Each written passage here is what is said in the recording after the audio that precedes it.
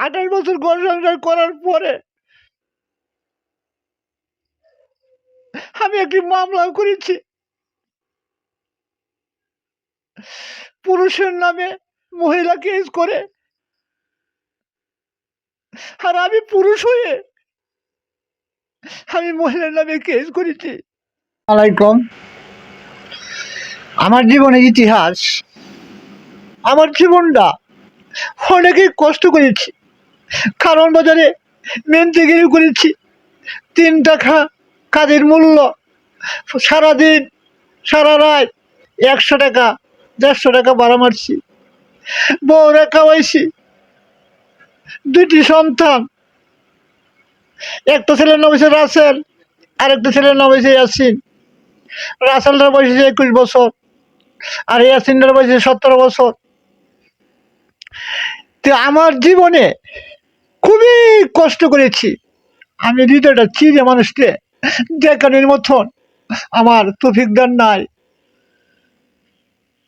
তারপরে আমি এবার বিবাহ করেছি। এবার আমার বয়স ছিল 17 বছর। 17 বছর বয়সে আমি বিবাহ করেছি। তারপরে আমার বিবাহর বয়স 28 বছর। 28 বছর আমি ঘর সংসার করেছি। তো 28 বছর ঘর সংসার করার পরে আমি একটি মামলা করেছি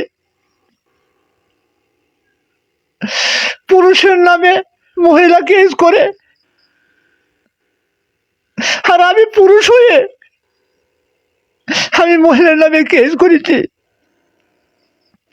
এখনো আমাদের মামলাটা চলতে আছে। আপনি নারী লোকে কি করে বিশ্বাস করিবেন, কি করে বিশ্বাস করিবেন? আমাদের একটি ঝগড়া ছিল।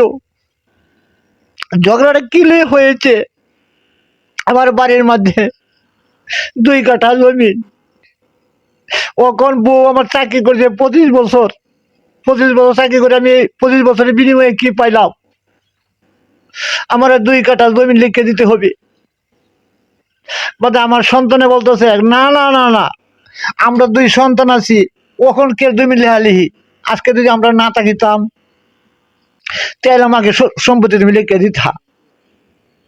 ওখন কুশনাহার বেগমে বলতেছে না, আমি তো মানতাম না, সেরানকে বিশ্বাস করি না। আজকে যদি আমার স্বামী মারা যা তাহলে আমি কি করে থাকবো?